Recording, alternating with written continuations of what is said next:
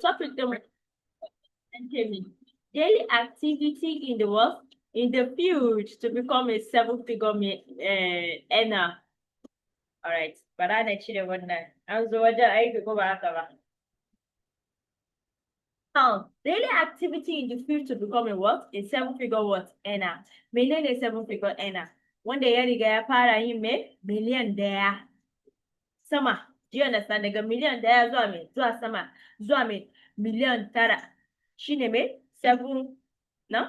Shine me? Seven-figure earner. Do you understand? Idan aka ce mutum ya zama me? Eight-figure earner me zai kasance? Zai kasance mutumin din yana yin me? Zai kasance mutumin da yana yi mai daga 10 million zuwa mai zuwa sama. So seven figure ya fara daga 1 million zuwa mai 9,999.999 naira. Do you understand? So duk wanda ya san cewa ya shirya ya kasance daya daga cikin wanda za su dinga millions daga 1 million zuwa mai miliyan tara a wannan business din mu a wannan shekara insha Allah ka je chapel ka ce ni ne. You understand? Just go and affirm it yourself. Ka ce me ni ne. Is that alright? Ka ce me ni ne. Is that alright? Alright, so za mu fara. So yanzu za ka ce menene ayyuka, menene activity? Za ka ce activity yana nufi mai aiki ko ba haka ba? Haka ce menene activity? Haka ce menene? Activity shine wannan lokacin da kake yi mai, kike zama mai kana yin aiki a kasuwanci din nan. Do you understand? A state of being what? Active. Lokacin da mai kana amfani da jikinka, kana motsa jiki, kana yin abubuwan da ya kamata a tsare kasuwanci din nan. Saka ce menene?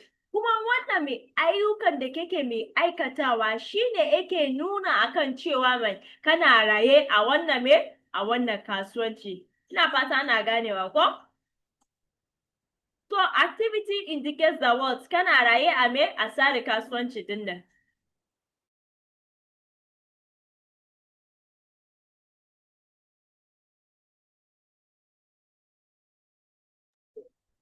So, za ka ce menene idan mutum baya yin komai, Jonathan, idan mutum baya yin komai a kasuwanci din nan, to ka riga ka kusan kana kusa da da mutuwa a cikin kasuwanci din nan. Idan aka ce mutum ya mutu a kasuwanci din, ya kasance mutum ya yi ya fita daga kasuwanci din kenan. Jonathan, inactivity kenan. Idan ka zauna baka aikata komai a cikin tsarin kasuwanci din, ka riga ka ga ka riga ka mutu a kasuwanci din kenan. To wannan kenan. Saka ce mai abu na gaba. Saka ce mai abu na gaba, saka ce me yasa ya kamata mutum yana yin ayyuka ko da yaushe. Me yasa why da yi activity ba da farko mun yi mun fassara menene aiki ko activity. Yanzu sai aka dawo da shi akan cewa me yasa ya kamata mutum ya dinga aiki ko da yaushe. Saka ce menene duk abin da mutum yake yi akai ko da yake faruwa da shi yana kawo nasara a cikin lokaci irin momentum zai kawo momentum ma a Hausa zai kawo gagarumin aiki. Do you understand? Zai kawo speed a cikin kasuwanci dinka. Aka ce it will help you to build what momentum. Duk abin da mutum yake yi ko da yaushe. Na farko zaka ga ya kama jikinka. Sannan na biyu zaka kan cewa ya riga ya gina maka kamar mansion. Do you understand? Aka ce inda menene babu momentum, inda aka ce babu gagarumin aiki da ya taru ko an ce ka manta da shi babu nasara. Aka ce daya daga cikin uzurka da ya sa aka ba mu shawara ake kara mana karfin gwiwa akan cewa mu mai da hankali a wajen aikata aiki ko da yaushe shine yana taimaka mana a wajen cima burikanmu na koda yaushe, na kowane sati, kowane wata, ko kuma kowane shekara. Yana sa mu yi mu achieve nan burikanmu, yana sa mangarinmu ya zama wanda zai tabbata. Ina fata an gane wannan ko? To alhamdulillah. Zaka ce kuma so yanzu akwai irin akwai kala-kala activity. Akwai kala-kala activity, do you understand? Zaka ce abu na farko shine positive. Idan aka ce abu positive ne shine aikin da mai idan mutum yayi ko me zai kawo masa? Zai kawo masa me? Sakamako mai kyau. Duk abin da aka ce mai positive shi da kamar mai kyakkyawa niyyar ko ba haka ba, tunani mai kyau, ma'angar mai kyau, me zai kawo maka daga baya? Zai kawo maka me? Gagarumi mai sakamako, zai kawo maka sakamako mai kyau. Sannan za ka ce mai akwai negative what activity. Za ka ce wannan negative shi ne mai idan ka fara tsara kanka da mai abubuwa da dama, abubuwa mara kyau ko me zai faru da kai daga baya sai ka ga me zai kawo maka me zai kawo maka frustration, zaka fara takura, zaka fara tunani abubuwa masu me mara kyau. Kuma me zai kawo maka idan ka zama me frustrated a cikin kasuwanci din, sai dai a ce maka a cewa wannan mutumin din da ba na so ko ya zama frustrated a nan, sai a cewa wannan mutumin inna lillahi wa inna ilaihi raji'un a cikin me wannan tsarin kasuwanci din. Do you understand? Idan an gane wannan point a je chat a ce me an gane. Do you understand? Idan an gane wannan point a je chat a ce me an gane so da za mu ci gaba.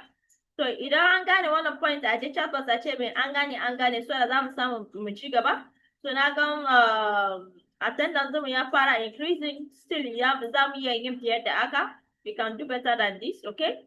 So attendance mu ya fara, okay. Malam Zainab, Malama Zainab ta ce an gane, Malam Muhammad ya ce an gane, Malam Bashir ma ya ce an gane. So alhamdulillah kenan muna tare kenan ko ba haka ba. So let us move, let us continue. Saka ce me akwai me irin me ayyukan da mutum yake yi ko da me ko da yaushe. Kuma me akwai irin me ranaku da mutum yake me akwai kala ya zan ci a Hausan ma akwai kalan me ayyukan da mutum yake yi ko ba haka ba every time. Aka ce kala guda nawa ne ya rabu a mai kaso nawa? Kaso guda uku. Abu na farko ana kiransa mai productive activity. Menene productive activity? Wannan activity wanda mai idan ka aikata zai kawo maka sako kai tsaye. Jenisa, zaka ce menene productive activity a wannan kasuwanci? Productive activity a wannan kasuwanci shine mai abin da yake kawo maka kuɗi. Kun gane wannan ko? Idan kana wannan kasuwanci kuma me ba ka yin productive activity kuma kana yin sauran me wanda zan yi bayani a gaba ko to ba za ka samu kuɗi ba. Ina fata ana ganewa. Productive activity shine me wanda idan ka aikata zai kawo maka me kuɗi kai tsaye.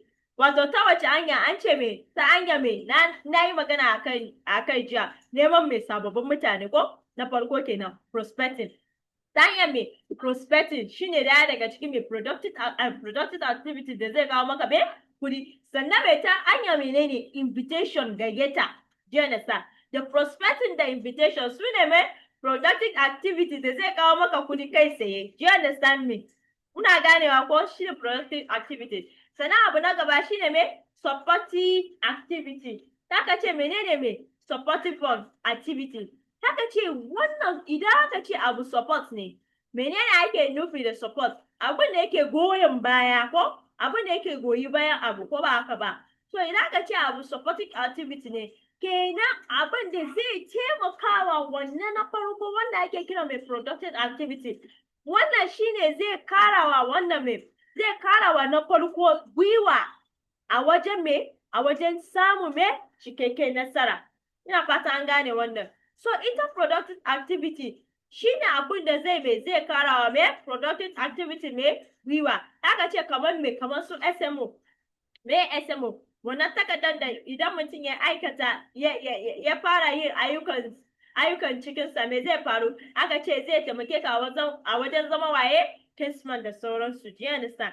Sannan mai trainings kamar mai idan ka je YouTube zaka ga mai trainings daban-daban wanda mai ana yi domin a kara mana mai ilimi da sauransu. Sannan aka ce mai personal development. Na sha fada ko addini kake yi ko addini kike yi kuma mai baki da cikakken mai ilimi a kai ba za ki aikata abubuwan da ya kamata a kai ba sosai.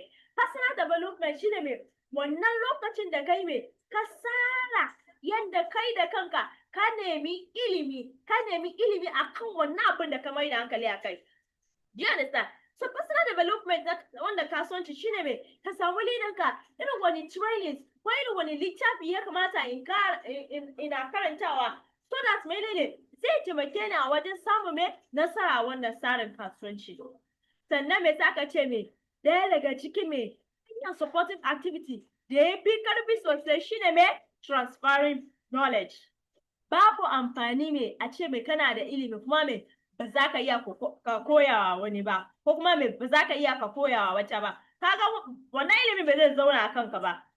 Abin da yasa dukkaninmu a yau din nan ko muke da me wasu ilimin addini shine me su sahabi ko da kuma me su tabin ko abin da suke yi shine me duk ilimi da annabi ya basu me suke yi idan mutane suka taru za su ba su wannan ilimi wai da suka ba wannan ilimi ko su ma suna bayar da shi haka shine ya kai ni ya kai ka ya kai ki do you understand. So idan an koya maka abu wannan kasuwanci me ake bukata ka yi kai ma ka koya wani so da wannan wani ma shi ma zai koya wata. Do you understand? Transferring what knowledge yana daya daga cikin me supportive activity.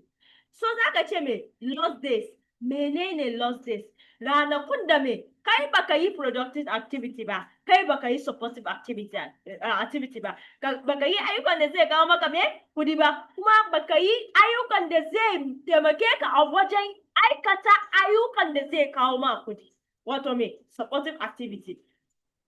Da yawancin lokacin ma abubuwan da ya kamata mu aikata a productive activity a ina muke samun ilimin a cell meeting a training do you understand shi ne muke samun ilimin. So lost days ake kiransa lost days shine me ranakun me wayancan ranakun da me baka aikata komai ko sisi kuma ba zai shigo ma ba shine maganar gaskiya.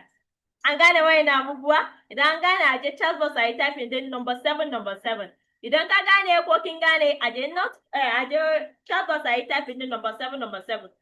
Alright, Ajiya Zainab kina bani joy. Ajiya Zainab ta riga ta yi typing din number 7. Ashe Malam Ahmad ya bai riga ki ban ma gane ba. Ajiya ne gaskiya ke ba kina bani nishadi. Oh, my daddy Malam Nasir shi ma yayi typing exactly. Ajiya Ramat ma ta ce ni ma ba za ban da baya ba. Alhamdulillah. Malam Real Bash wannan suna yana burge ni Real Bash. Okay, ga okay, Rachel ma ta fada. Sannan me Ajiya Zaliya ce? Ajiya Zaliya ke ma kina bani joy. So mu ci gaba. Haka ce mu lura da wani abu. Haka ce menene? Mu lura da cewa me a typical what successful day is a balanced combination of what productive and what supportive activity. Haka ce me ranar da aka ce me mutum ya samu cikakke mai nasara a cikinsa shine ranakun da menene ka da me ayyukan da zai kawo ma kudi da kuma me supportive what activity.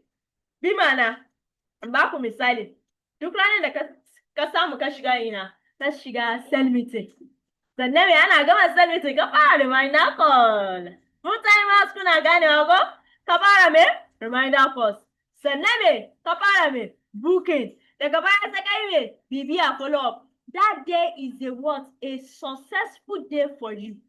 Do you understand? So shi part time kuma shine me ranar da me bayan ka shiga cell meeting ko ba haka ba bayan wannan sai ka kira leader ɗinka me ya kamata na yi wannan sati domin in samu sakamako a wannan sati tunda an san kai part time ne ba lalle ba na ce me ko da yaushe kake aikata ayyukan kasuwanci din amma akwai abin da me ko da yaushe ake so mu yi kokari mu yi wa kanmu jihad bin nafsi mu na aikatawa ko da yaushe shine me cell meeting ko ba haka ba. Bayan ka shiga cell meeting ka kira leader ɗinka a wannan sati menene mission dinmu na wannan sati yadda menene ko a lalace samu 100 a wannan sati wannan shine me a successful typical day. Do you understand that? Saka ce me kasancewa fa yadda kike samu me lost day ranakun da baka yin komai baka yi me ayyukan da zai kawo ma kudi ba kai baka shiga cell meeting ba aka ce yawan wayancan lokutan ko me zai faru zai dinga rage maka me abubuwa da dama a kasuwanci din nan zai na kawo maka mai sakamako mara kyau a cikin kasuwanci din nan zai na kawo maka mai tunani mara kyau bari in gaya muku wani sirri a yau Duk ranar da ka daina our sell meeting, shine ranar da duk ƙarfin gwiwanka a cikin kasuwanci din da zai fara raguwa. Kun gane wannan ak ne, irin bimana ododo in ji me a Yorubanci, gaskiya magana ne abe a Hausanci. Do you understand? Bitter fact abe a yaren mai Ingilisiya ko ba haka ba. Duk ranar da ka daina our sell meeting, wannan ranar za ka fara samu mai jinkiri da kuma mai waswasi, kwankwanto, aka fara samu mai bad negative things around you. Do we understand? Aka ce, da full timer da part timer, yawan ranakun da baka yin komai, kai baka hau sell meeting ba, baka yi ayyukan da zai kawo ma kuɗi ba da sauransu, yawan irin wayancan ranaku ko yawan jawo wa kanka abubuwa mara kyau wanda zai kashe ka a cikin kasuwancin din. Ina fatan an gane wannan. The more the lost days you have, the more momentum you lose, and the bad it is around you. Fahim? Na'am, fahimna. Na san kun gane, na taya ku amsa.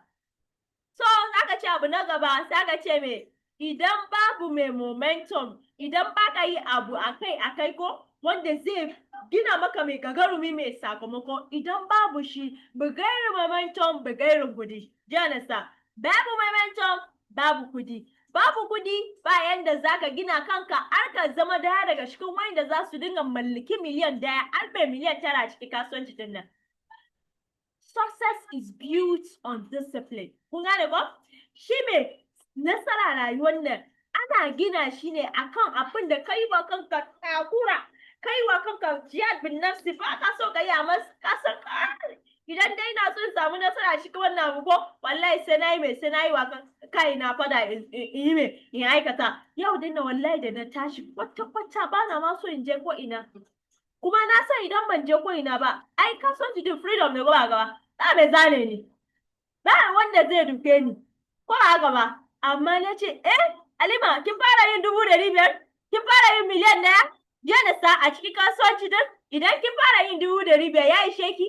Na ce, la ba zai yi ba. Bara in tashi faka in je ina, in je ofis. Kuma a je a dinga sell anchor, up anchor din mu ta yi mai. Ta samu da penalty sai da na tuna na ce Halima wani bacci zaki ki je ki a office. You understand?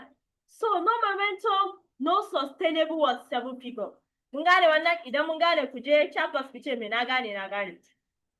Kaka ce me akwai kala mutane guda uku ko a wannan kasuwanci din da idan aka zo bangare me ayyukan da ya kamata mutum yana aikatawa. Su na farko su ne proposals, ana kiransu wahala people. Posers yana da rigima da yawa, zan muku bayani a nan gaba. Amateurs ko kuma me hunters, su ana kiransu me marabi ne ko me hunters ma? Marabi ne ko? Fara mana. Mabarauci, you understand? Kun ji abin da aka ce mabarauci shine me hunter, wanda me duk niyyarsa shi ne mai yadda zai arbi mutum kawai mai ya samu sakamako kai tsaye da sa. Sannan mai abu na uku shi ne mai manoma, na san wannan sosai, ba zan ce ku taimaka min ba. Manoma da sa, professionals wanda ya zama mai jarumi a cikin mai kasuwanci din shi ne mai professional. Saka ce mai bara na muku dan cikakke mai dan karamin mai bayani wayannan mutane guda uku a cikin tsarin kasuwanci din nan. Aka ce posers, kun ga abin da aka sama a bracket wahala people. Ko da yaushe suna da me wallahi da ka frustrate you amma Allah ba mu sa. Aka ce me wayannan posers ko da yaushe suna cikin me aikatan abubuwan da ba zai kawo musu sakamako ba. Su ba our sell meeting ba. Su ba yin business launch ba. Su ba gayyata suke yi ba. Su ba neman sababbin mutane suke yi ba. Kuma kusa me yasa aka danna musu wahala bibu? To su ne suka fi yin complain a rayuwar nan. Wallahi na shiga wannan tsarin kasuwanci din. Ai yau din nan ba abin da na samu. Kuma abin da nake gaya musu shine mai kai.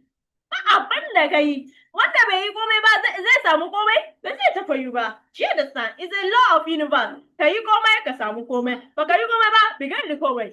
Aka samu komai ba jiya da sa it is what 1-1. No komai. Do something, get something. Do nothing, get nothing. So suna cikin me, ko da yaushe suna da me, ranakun da menene, full of lost days, ranakun da ba su aikata komai ba, it is full of lost days. Sannan za ka ce me, wani zubi ko za su zo irin su zo su nuna kansu kamar sun yi serious a kasuwanci din, amma daga baya ko ba za su yi me, ba za su yi ayyukan da zai kawo musu me sakamako ba, su ba za su yi mai gayyata ba, su ba za su yi mai, ba za su nemi sababbin mutane ba, kuma ba za su hau training ba, kuma ba za su shiga SMO ba, kuma ba za su shiga mai send meeting ba, amma za su yi mai wani zubi kun san kamar wutan nepa ko idan nepa suna so su ba da report akan cewa mai ai an ba unguwa wuta ko sai su bugu haka a ga wuta kafin ku ce up ne pa an kashe. Amma za su sa shi a record akan cewa wallahi kun ba unguwa wuta. Do you understand? I don't know if you get it. That is how me posers suke yi. Za su zo wallahi boss na zo kai ka sun ci nan zan yi. Suna shiga ba su ma zauna ba sai su ce Alhaji Latifu kana kira na an zo wallahi zan zo yanzu. Su tafi kenan. Idan za su ba da report za su ce na sha shiga wannan wajen amma me wallahi ba abin da na samu. Ya wahala people. Do you understand?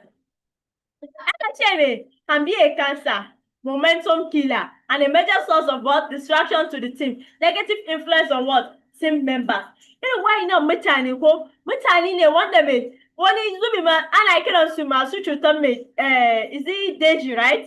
Daji, do you understand? Suna kashe me karfin gwiwar sauran mutane. Zuwan su office yana kashewa mutane office menene yana kashe musu gwiwa da sauransu domin me suke shan fada su suna cikin me ko da yaushe suna cikin me complain sai sawa suke ta yi ko da yaushe kuma sauran mutane ba za su san cewa me ba za su san ba yi suke yi ba sai idan leader din ya shiga magana ya ce me ai dama ba yi kake yi ba shi yasa baka samun result sai za su zama daya daga cikin wayanda me za su dinga jawa mutane team din a hankali ba tare da mai suna aikata abin da ya kamata ba.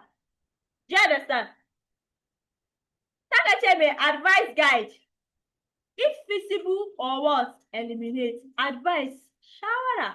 Shi ne mai idan menene mutanen da za ka iya ka sa su a kan anya ne. Ka sa su a kan anya. Idan kuma ka ga wannan gaskiya zai kawo maka cuta a kasuwanci dinga. Baya kun riga kun yi mai an ba shi product an ba shi komai ta kuyi subhana rabbika rabbil izzati amma yasifun wassalamu ala mursalin walhamdulillahi rabbil alamin. Bye bye. Do you understand? Just ku rabu lafiya.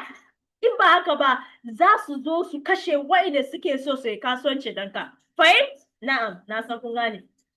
Kun gane ko? Ina fata kun gane ko? So za ka ce mutane na biyu ana kiransu mai amateurs. Marabuci me ko me ya ka fada mu ma da zuna na manta marabi babarauci an ce babarauci okay hunters su barau suke kama babarauci shi da me wanda menene kai sai abu ne suke so su arbi abu kamar animals ko kuma su ci a kai sai ba wani zubi ma ba su da me an gan nesa shi yasa ka ce me they are less what visionary. Do you understand? Sun fi wahala people, sun fi posers, amma me su ma ba su da me cikakke me an ga nesa a cikin tsari kasuwanci din. Do you understand? Haka ce su me suke yi duk inda menene sakamakon zai bullo ko shi ne kawai. Inda me idan me suka gaya maka insha Allah zan ba wannan tsari kasuwanci wata 6 a misali ko watan farko gaskiya idan ba labari gaskiya ka daina ganin su sosai kenan. Duk inda menene sakamakon zai fullo wato menene sakamako a kasuwanci din nan inda za su samu 70,000 ba naira 10 ko kuma me miliyan 1 ko kuma me misali 500,000 shine kawai direction din su. Bigari wannan bigarin su babu su kenan. Do you understand me? Taka ce me minimum commitment in training and what capacity building. Su wayannan ba su cika mai da hankali sosai ba akan me akan neman ilimi akan menene akan yadda za su gina kansu a cikin me a cikin tsarin kasuwanci din. Do you understand? Saka ce kuma me only settle for prospects with full payment and what multiple accounts. Saka ce wayannan mutanen ko su abin da suke mai da hankali a kai shine mai wayanda suka biya kudi ne fa. Wayanda suka biya 70,000 ba naira 10 ko wayanda suka biya mai accounts da yawa. Ai na riga na fada. You understand? Sannan mai wayannan mutane suna amfani da mai BAI shine mai Brand Ambassador Initiative za su gaya wa mutane akan cewa mai za su taimake su a wajen samun sababbin mutane sanadiyar haka za su samu su shiga mai tsari kasuwanci din. Kawai suna amfani da shi ne domin su samu mai sakamako ba wai don su taimaki wannan mutum don ya zo ya gina mai ya zo ya zamanto daya daga cikin wayanda za su ginu a kasuwanci din. Ina fata an gane wannan. Sannan za ka ce mai minimal leaders race wayannan amateurs ko yawancin su ba su ma samu su yi mai su taso da mai wanda zai zo ya zama shugaba gaskiya da kar za ka samu su yi mai su tayar kuma idan ka ga sun samu leader a karkashin su gaskiya da taimakon mai da taimakon shugaban su ne jiya na sannan za ka ce mai results no sustainable what 7 figures income. Taka ce abin da ake so ku sani wayannan amateurs ko su ma za su samu me ba su samu dama su gina menene wannan kudin da yake magana akai a cikin tsari kasuwanci din nan. Ba muna magana akan yadda za mu zama da ni da ku mu zama daya daga cikin wayanda za su dinga me daga miliyan 1 zuwa me miliyan 9,900 da me da sani da you know. Wayannan mutane su ma sakamakon su ba zai ba su zamanto daya daga cikin wayanda za su samu mai wannan 7 figures. Idan an gane a ji tabbas a ce mai gaskiya na gane. Ai da gaskiya fa gaba. Gaskiya na gane. Do you understand? That is that for that. To sannan za ka ce mutane na uku inda muke so mu yi mai dukkaninmu mu kullo ko ba haka ba. Inda muke so a ce mai ka gaskiya Halima Akorede ai professional ne a kasuwanci don me Arewa Diamond Project ko ba inda kake so ka kullo ba kenan ni dai inda nake so kenan kuma na san Zainab mu wallahi inda take so kenan na sani ya sa so idan ka san kai a mala bashi kai ba kana dan nuna alamin inda kake so ka kullo kenan professionals or what farmers wayannan mutane suna da me ma'angar suna da focus sun san me suke so. Do you understand? They are what? Visionary. Idan aka ce mutum is visionary, kenan ya san me yake so, ya san me focus ni ga abin da yasa na shiga kasuwanci din nan. Ga abubuwan da nake so na yi me na mallaka sanadiyar kasuwanci din nan. We are visionaries. So idan ka san kai kana so, kware kana gani kanka me bangare me professional ka ce me I am a professional. You know when you say good things yourself, it happens to you. I am a professional. Ni jarumi ne ko? Yes. You said ni jarumi ne. Or you said ni jaruma ce. Ta yi Hausa. Ni jaruma ce. Do you understand? So go and say that to yourself. Aka ce me na farko sun san tsari akan cewa inda baka gina abu ba ko ba za ka iya kai me ba za ka iya samu sakamako daga wajen ba. Bi mana idan manomi bai yi shuka ba ko zai girba abu ai ba zai girba ba. Jiya da sado da you understand idan mutum bai shuka masara ba gobe zai dawo wai yana so ya kwashi masaran da suka you know da suka fito it's not possible. So sun san tsarin akan cewa idan mai mutum ya shuka abu ko to dole sai kana sa me sai ka sa masa me fertilizer sai ka sa masa wuta ruwa wai wuta sai ka sa masa me ruwa sai ka sa masa me fertilizer sannan me idan wheat ko su abubuwan da za su zo su dame wannan shukan idan suka zo kusa da shi me zai yi zai je me ya ciccire su sannan ya san daga baya idan ya ci gaba ya mai da hankali zuwa wata nawa wata 3 zuwa wata 4 me zai zo yi ku je tabbas ku amsa ne idan ya san ga aikata wayan abubuwa da dama ko daga baya me zai je ya yi bayan wata 3 zuwa wata 4 ina jiran ma tabbas na ga kun dan yi shiru da yawa zai girba yana san zai je mai ya kwashi aikin da ya riga ya yi to shi professional ya san cewa sai ya yi aiki sannan zai samu kudi. Bari gaya muku duk wayannan mutane da suke samun arziki cikakken arziki fa kusa akwai bambanci tsakanin mai kudi da kuma mai arziki. Me arziki shine mai he has wealth. Mai kudi yana da kudi. Kudin kuma mai ko idan baya yin aiki ya san cewa karewa zai. Do you understand? So wanda suke gina mai wanda masu kudi da masu arziki sun san cewa sai sun gina abu sannan zai zo ya zama to mai za su fara mai girba abu. Do you understand? Mun san labari Mudassir and Brothers. Mun san labari Alhaji Aliko Dangote. Mun san labari Alhaji Shatima. Idan ba su yanke shawara kan cewa ai sai na sha mugun wahala. Za su zama mai kudi? No, ba za su zama ba. Kush ne yi. Rara. Shoti gaba it's not possible. Haka ce me operates on the vision of the C21FG International. So mahangar mu shine yanda za mu samar da mutane wanda su ma za su taimaka wajen samar da mutane wanda dukkanin mu za mu rike annayen mu agawa mu zo mu taimaki al'ummar duniya a baki daya. That is our vision. Sun san da wannan kuma shine abin da suke yin tunani akan yanda za su aikata shi. Jiya da sannan aka ce me wannan mutane suna taimakawa mutane ta hanya menene BAI suna taimaka musu ta hanyar da za su zo su zama daya daga cikin me shugaba a kasuwanci din nan sannan aka ce me duk wanda ka ga every broke man today that is willing to learn is a potential 15 account if you reprogram successfully.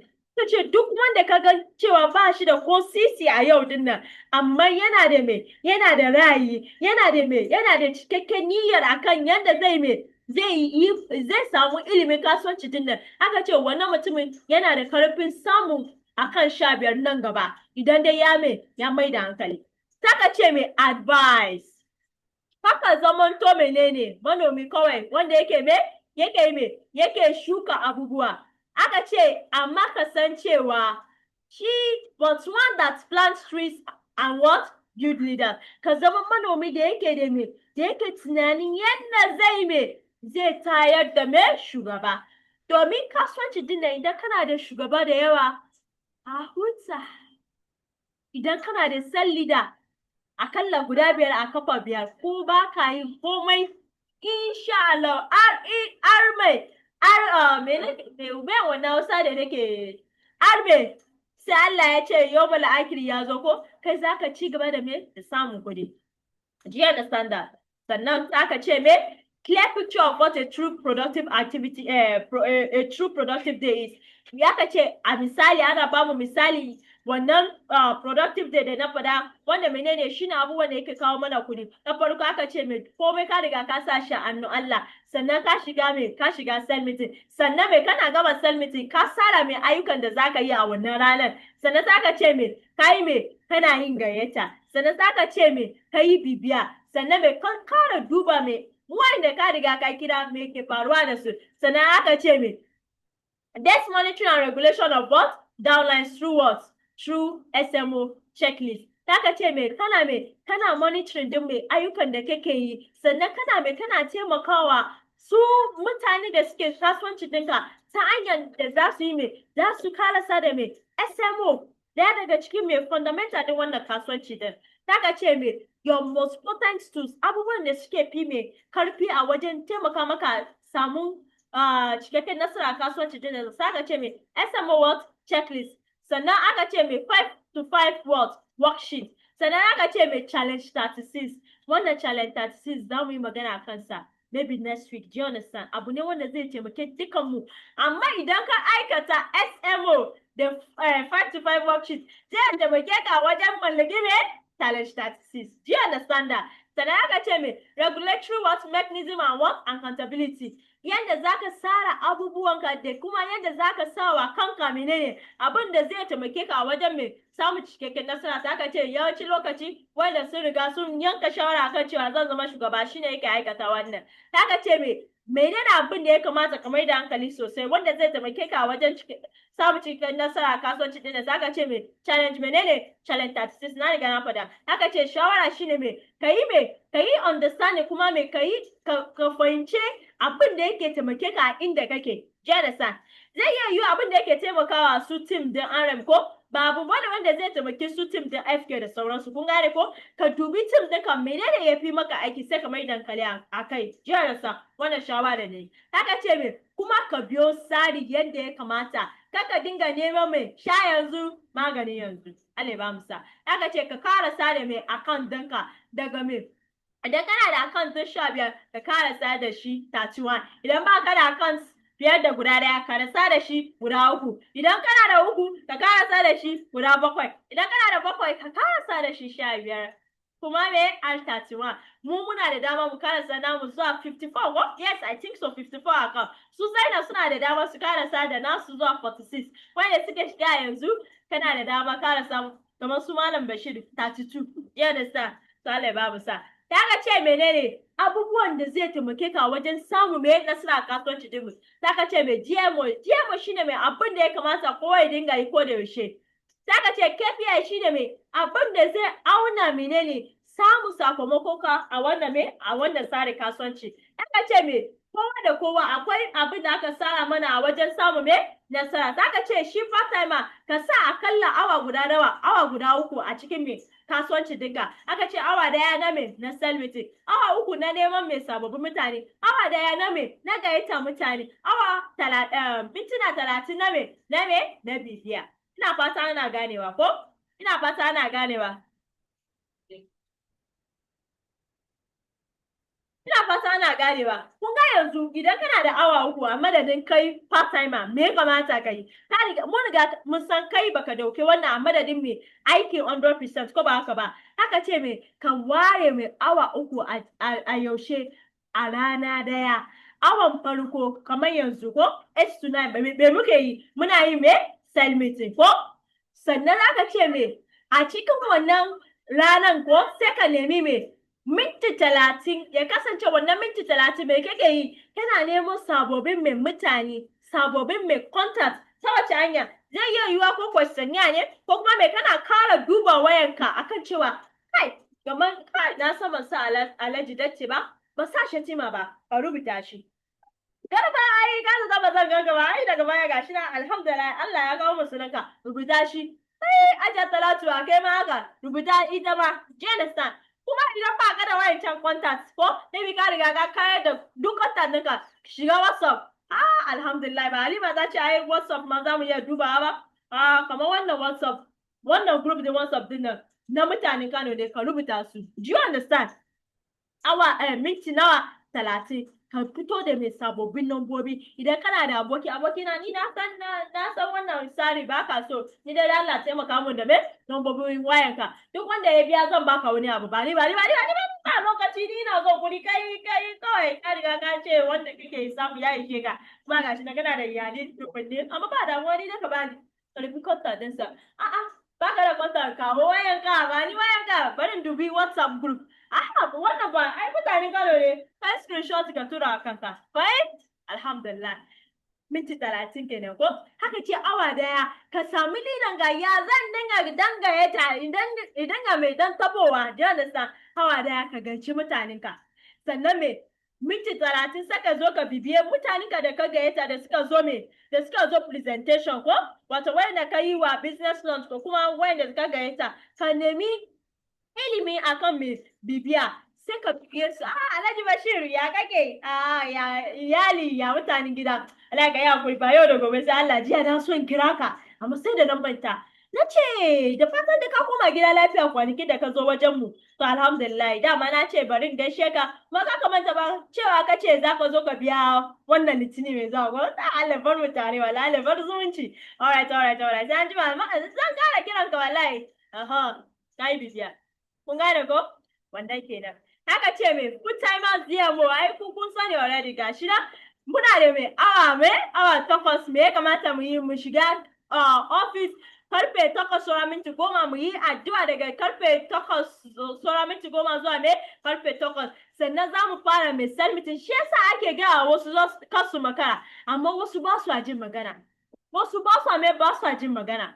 sai sun zo a makare jiya da sa haka ce me sai a yi sell meeting daga me karfe 8 zuwa me karfe 9 sannan me za mu yi office meeting daga karfe 9 zuwa 9 da me minti 15 sannan sai ka yi kiran me tunatarwa alhaji wallahi za fara bita nan da nan jiya da sa ka yi gayyata. You understand? Reminders daga 9:15 zuwa me 9:45 zuwa me 10 o'clock. Do you understand? So a lalace an ce kare wuce me 10:15 sannan sai a fara bita daga me karfe 10:30 zuwa karfe 1 za mu samu break sannan za a yi personal development sannan sai mu yi gayyata daga karfe 3 zuwa karfe 5 sannan sai a ji a yi me a nemi sababbin mutane daga karfe 5 zuwa me karfe 6 sai mu tashi karfe nawa 6 amma ba kowa bane yake biyan wannan ba.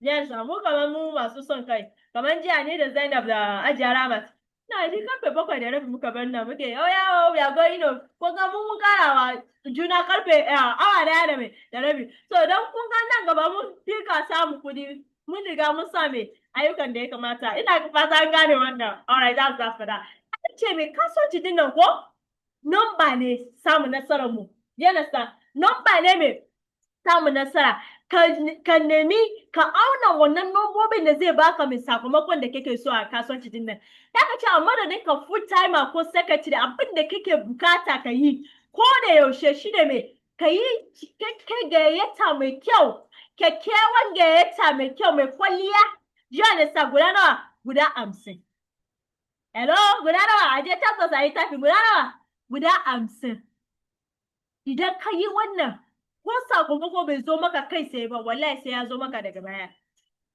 Do you understand? Wannan kawata ce ta gaya mu da confidence. Book 50 every day. Even if the result did not come now, it will come eventually. Do you understand? It is a confidence talk because it is numbers game. Kasuwanci din mu kenan. Ka ce a madadin ka part timer ko ka yi gayyata mai kyau, mai kwalliya mai kyau guda 50 a weekend.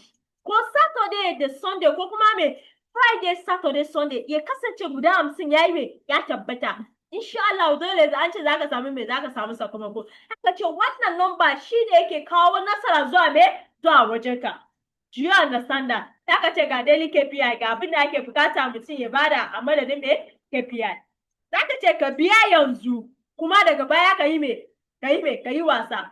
Wannan KPI din da shi zaka yi me zaka auna nasarar ka a kasuwanci din Najeriya da sa. So za ku samu leader dinmu za su mana cikakken bayanin yadda za mu dinga cike me KPI din nan. Do you understand? Ba lokaci shi yasa na wuce. Amma da na ga leader dina ta kalle ni that's why I reverse. Do you understand? So aka ce ka yi me ka biya yanzu kuma daga baya ka yi me ka yi wasa.